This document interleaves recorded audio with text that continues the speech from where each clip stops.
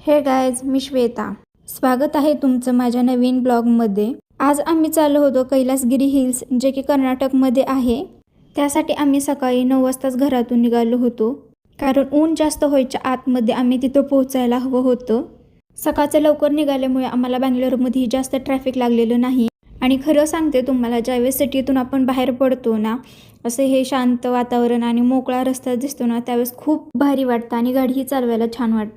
तुम्हाला हा जो डोंगर दिसतोय ना, त्या ठिकाणी जाणार आहोत आपण. लोकेशनच्या जवळ आलेलो आहोत आपण आता. एवढं जास्त ऊन होतं ना, मी स्टोलही बांधला होता, वरून हेल्मेटही होतं. तुम्ही बघू शकता मी कशी दिसतीये, जोकर टाईप. ते जे मंदिर आहे ना, ते डोंगराच्या आतमध्ये आहे आणि उंच टेकडीवर आहे. त्यासाठी जायला आपल्याला असंच डोंगरी रस्ता आहे. आता आपण लोकेशनच्या अगदी जवळच आहे. एक 10 ते 15 मिनटाच्या आतमध्ये आपण तिथं पोहोचलोच. हा रस्ता जो आहे ना, तो असा वळणी रस्ता आहे. तर 2 तासाच्या प्रवासानंतर आम्ही पोहोचलेलो आहोत. हे जे कैलासगिरी हिल्स आहे ते बँगलोरपासून एक 80 किलोमीटरच्या अंतरावरती आहे. त्यामुळे येण्यासाठी कमीत कमी 2 तास तर लागतातच. ते वरच्या साईडला डोंगरावर असल्यामुळे आपल्याला चालत जावं लागतं. तुम्ही बघू शकता, आम्ही एवढं अंतर पार केलेलं आहे आणि अजून आम्हाला तिथे पोचायचं आहे.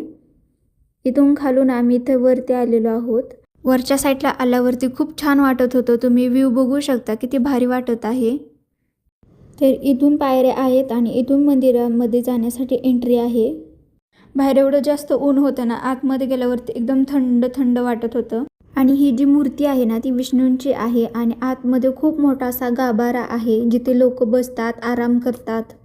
आम्ही थोडे रील्स फोटोज काढले. त्यानंतर ना आतमध्ये आणखी 2-3 मंदिरं आहेत, तिथे गेलो दर्शन घेण्यासाठी. आणि तुम्ही गर्दी बघू शकता, संडे असल्यामुळे खूप जास्त गर्दी होती. इथे ना आतमध्ये देवांच्या पादुका ठेवलेल्या आहेत, तिथं दर्शन वगैरे घेतलं. व दुसऱ्या ठिकाणी गणपतीचं मंदिर होतं, त्या ठिकाणी गेलो, पण तिथं अलाउड नव्हतं मोबाईल. तरी मी छोटंसं कॅप्चर केलेलं आहे. आणि बाहेर आल्यानंतर ना, हे दगडावरती छोटे छोटे दगड ठेवलेले होते. काय होतं मला काही समजलंच नाही ते. तर तो डोंगर असा काही आहे, खूप मोठा आहे. त्याच्या आतमध्ये ते मंदिर आहे आणि खरंच छान आहे.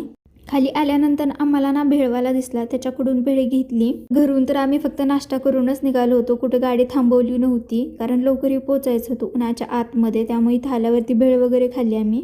आणि त्यानंतर ना मला दिसली ही कैरीही घेतली. तिथेच एका दगडावरती बसून आम्ही कैरी वगैरे खाल्ली. खाऊन झाल्यानंतर ना आम्ही निघालो घरी जाण्यासाठी, कारण ऊनही जास्त झालं होतं.